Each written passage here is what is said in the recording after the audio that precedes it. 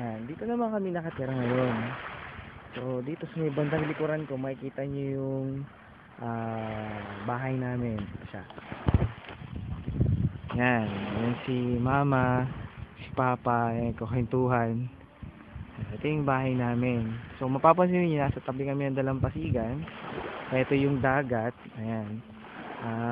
Malapit na siya mag high tide. So, paakyat na yung dagat. Tapos mamaya, maglo-low tide din yan. Tapos, ito yung bangkang ginagamit namin kapag naglalaglag kami ng lambat. Siya, yan. So, kung mapapansin nyo, medyo madumi yung lambat kasi kakalaglag lang namin kaninang alas 3 ng madaling araw.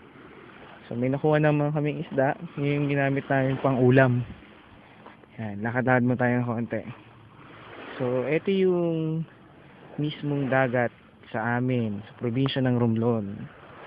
Yan. So, makikita mo, malinaw. Malinaw yung dagat. Tsaka medyo kalmado ngayon kasi wala masyadong alon. Pero doon sa may bandang dulo, mapapansin medyo maulap. Yun, may umuulan kasi doon eh.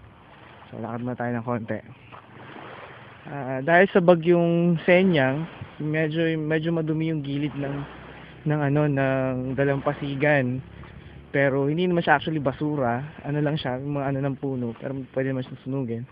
Ito yung tinatawag na puno ng bayok-bayok na hindi kinaya ang lakas ng bagyong si Senyang. Kaya kung mapapansin nyo, ang lalaki ng ugat niya, pero hindi pa rin niya kinaya si Senyang. Ito na ngayon siya. Okay, diretso tayo. Yan, ito ang malawak na beach sa tapat ng bahay namin. Yan siya. Tapos, meron ditong kuweba.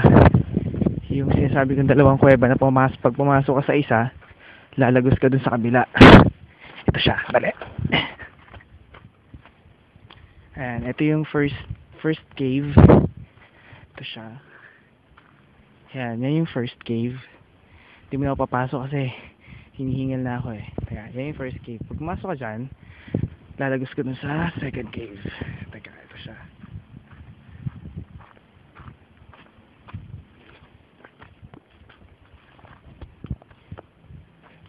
Yan, ito na yung second cave. Yan.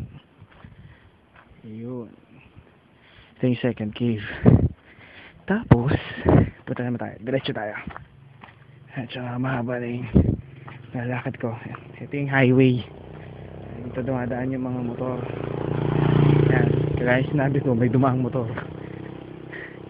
Susunod natin pupuntahan yung mga malalaking bato kung saan ako nag-dive or tumatalon. Usually pag high tide, ito yung dagat. Pag high tide na, umaabot siya hanggang dito sa punong ito. Yan. So, mula dyan, sa kinaroroonan niya, umaabot hanggang dito yung dagat. Diretso tayo. Tapos ito yung punong lagi kong pinagtatambayan. Minsan pagtanghali lang ginagawa. Siyempre medyo mahaba siya. Minsan dyan ako natutulog. Yan. Diretso tayo. Tapos, eto na. Nandito na tayo. Eto yung malaking bato.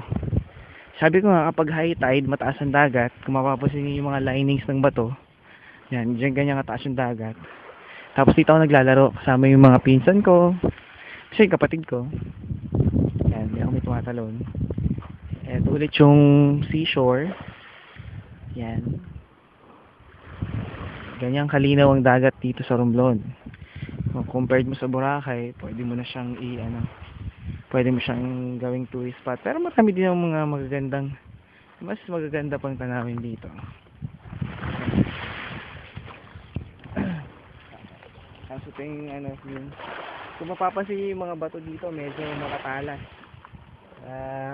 Medyo ingat pag umakit yun, matalas yan. So medyo mahirap pag-akit ka nakapaas, dapat nakamelas ka. Pag-akit ka sa tuktok, kasi medyo masakit yan eh. Tapos, ayan. Ito yung, ayan, minsan dito kami tumatalon sa bato na to. Ayan. Pero pag hindi ganun kataas ang dagat, dito lang. Yan, mahilig kami tumalon dyan. Yan. Tapos, ayun, kung mapapansin mo may mga bata naglalaro. Ayun sila, zoom natin. Ayun sila. Ayan, naglalambitin sila sa puno ng sa puno ng bayok-bayok para silang mga monkeys. Tamang trip. Ayan. Yun yung pinakalibangan ng mga bata dito. Habulan sa puno. Zoom out natin.